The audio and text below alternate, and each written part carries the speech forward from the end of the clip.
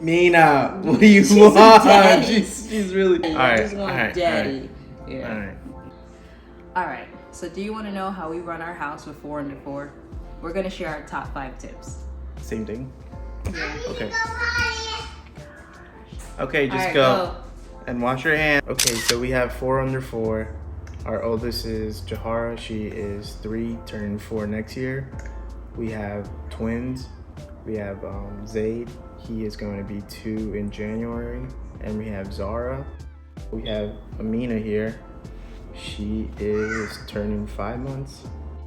All right, so we're gonna be discussing the 5 things that definitely help us in our household. We have schedule, we have baby led weaning, we have sleep training, we have our playroom, and then we have communication.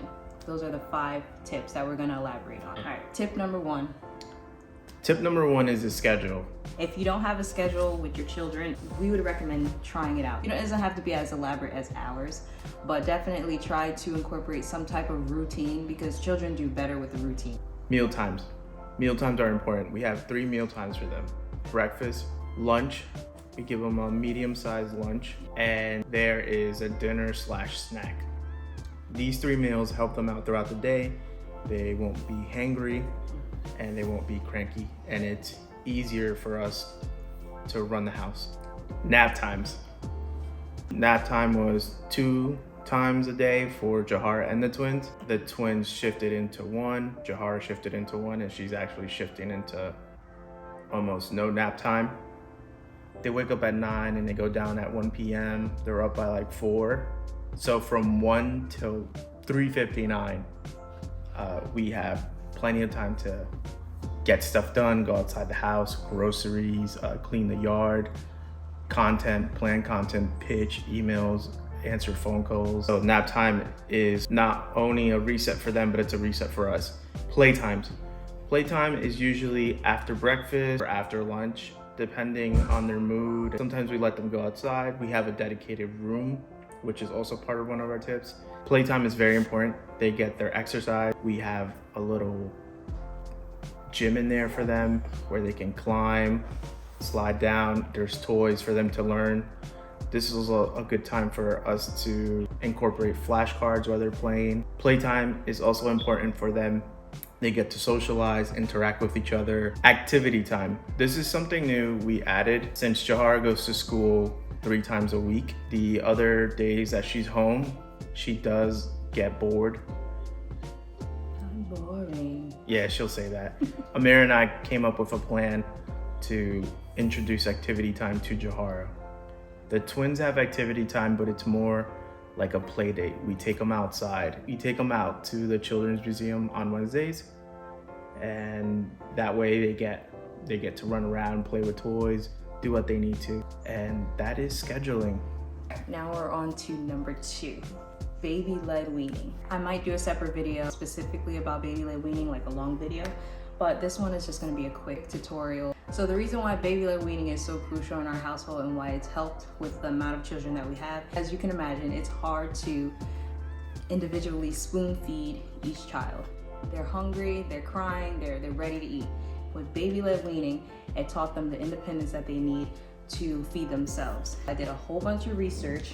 You can see here, I found this nutritionist named Katie Ferraro, and she has a page on Instagram called Baby Led Weaning Team, and she goes into detail about how to start, what foods to eat. She even has recipes, which help us a ton because it can get overwhelming when you're trying to figure out what to feed your children. The rule of thumb that we stick to when we're doing baby led weaning is 1 vegetable or fruit, 1 protein, and 1 starch. So for example, today they had their protein, which was yogurt with granola on top. They had their fruit, which is blueberries, and then they had their starch, which was French toast. What helps us is keeping those 3 things in mind, and then we alternate. So proteins can be meats, they can be beans, things like that, and then fruits, fruits and vegetables, switch it up however you want. And then with the starches, sometimes we do Cheerios, bread, noodles, anything starchy. Another thing that's great about baby led weaning is that everybody in the household was eating the same thing.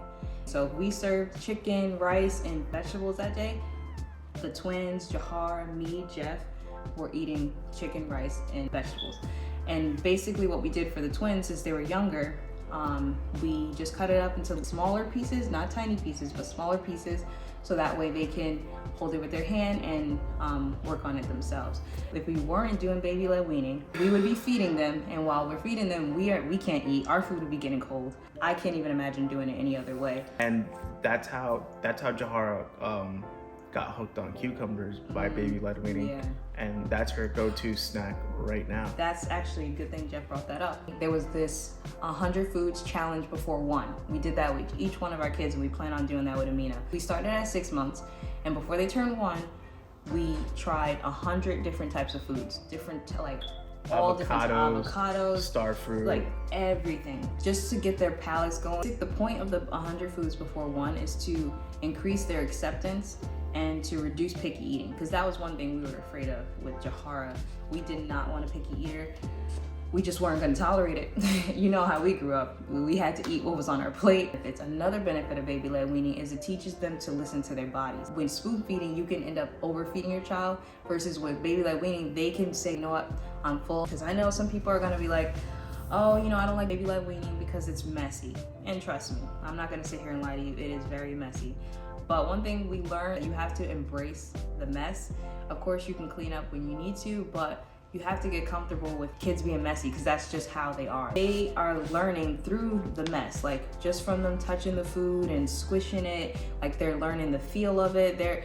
It's a lot of stuff going on there. That's exactly. Where's her chew toy?